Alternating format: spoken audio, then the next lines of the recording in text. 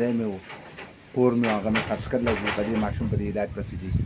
خو نور ورځ زمونږ د خالص د الله د رضا لپاره د الله هغه اسره شته او نور څه نشته ده جي. نو چې څوک زما د اواز اوري خالص د الله پاک د رضا لپاره زما. السلام علیکم دوستانو، دا وړوکی غوندې کلیپ په تاسو اورېدلی وي. دا زما یو ورور د سوات نه ما سره د ډېرو ورځو نه په رابطه چې په کور کې ډېره زیاته پریشاني ده او د دې ماشوم د بیمارۍ مونږ دومره زیات پریشانه کړي چې د هغې اندازه نشته. نو د الله رضا دپاره په خپل پیج باندې زما دا ویډیو وچلوه. څه پته لګي د ستا د ویډیو د وجې ما سره څوک امداد وکړي نو ډېرې زیاتې دعاګانې ما دپاره وکړي. بغیر څه لالچ نه دا ویډیو دې ما راواغېسته او انشاءالله تاسو باندې د هغې هغه ټوله ویډیو هم ګورم چې د کوم یو ملګري لږ هم وس کېږي نو هغې سره لازمي امداد وکړئ. او ځکه چې د یو مسلمان په بل مسلمان باندې حق دی نو دا ډېر زیات غریب سړی دی او سوات مټه تحصیل کې د دې کور دی د مټې اوسیدونکی دی. نو چې کوم زما وروڼه دا اواز اوري نو امداد ورسره وکړئ او که څوک امداد نشي کولی خپله غریبي نو کم از کم کو زما دا ویډیو ګورئ نو لازمي مخکې ملګرو سره شیر هم کوئ. څه پته لګي ستاسو د شیر د وجې هغه سره څوک نه څوک امداد وکړي نو انشاءالله په هغې کې هم به ستاسو حصه وي. نو دا لومبنۍ ویډیو ده چې زه په دې خپل پیج باندې دا اپلوډ کوم نو ډېر زیات په امید باندې دا ویډیو زه جوړوم انشاءالله چې زما د ویډیو د وجې هغه سره څه نه څه امداد وشي نو انشاءالله په دې کې او ماته هم ثواب میلاویږي او د هغې کار هم به وشي چې څوک ورسره مرسته کوي د هغې به هم انشاءالله ثواب کېږي. نو خپله حصه پکې لازمي وکړئ. دا ویډیو را سره وګورئ بیا هم درته کو څه ضرورت وي نو ما نه تاسو هم تپوس کولی شئ.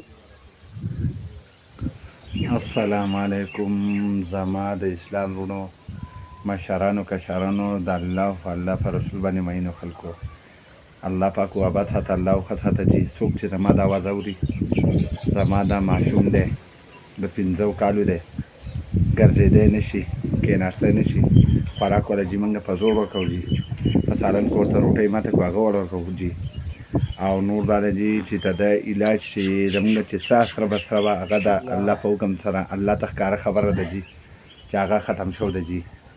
اوس خالص د الله د رضا لپاره نور چې څوک زما د اواز اوري نو د الله د رضا لپاره دې څوک زما سره په دې ماشوم په دې علاج کې ښه وکړي جي. ځکه جي چې الله رب العزت فرمایي که نه غوره مؤمن مسلمان هغه دی چې د بل مسلمان سره ښه وکړي جي. نو زموږ دا بچی چې کوم دی جي دغه د لاهور نه علاج دی لاهور د هسپتال نه جي او جي په هغه هسپتال باندې زموږ چار نه راځي جي. نو زما چې څه خپل اسره بسره و خپل ځای مې و کور مې و هغه مې خرڅ کړلی چې په دې ماشوم په دې علاج پسې ځي. خو نور ورځ زموږ د خالص د الله د رضا لپاره د الله هغه اسره شته او نور څه نشته ده جي. نو چې څوک زما د اواز اوري خالص د الله پاک د رضا لپاره زما سره په دې کې منډه تړله ووایي او د خپل وس مطابق زموږ سره په دې کې دغه وکړي مرسته وکړي جي. که زنانه او که نارینه که هر څوک جي خو چې چا دا کلمه لري چې لا اله الا الله محمد رسول الله نو ټولو ته دا درخواست دی چې هغه ټول د ما سره د الله د رضا لپاره د دې ماشوم په دې علاج کې تعاون وکړي جي. او که څوک څه کولی نه شي جي نو دا ویډیو چې دی نو د الله د کلام دپاره دی مخکې شیر کړي جي. سعودي ته دې ورسوي جي دوبۍ ته دې ورسوي جي چې زموږ دا وروڼه او دا وروڼه یې زموږ وګوري جي. دا زموږ ته د ماشوم د خپې دي جي دا زموږ ته د ماشوم د خپې دي جي دا یې نه دغه کېږي جي دا خپې چې دي که نه جي دی دغه کولی نه شي غځولی نه شي راټولولی نه شي جي او دا لاسونه هم دا دي جي دا لاسونو کې هم څه شی نه شي نیوی جي.